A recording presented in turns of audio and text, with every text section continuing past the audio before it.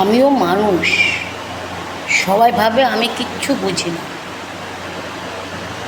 চুপ করে থাকি, মানে আমার কোনো অনুভূতি নেই।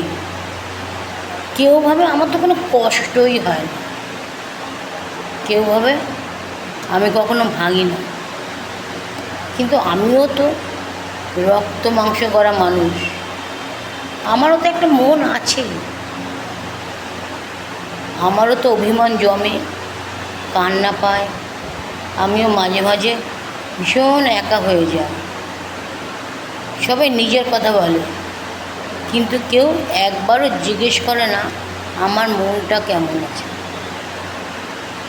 আমিও মানুষ, ভালোবাসলে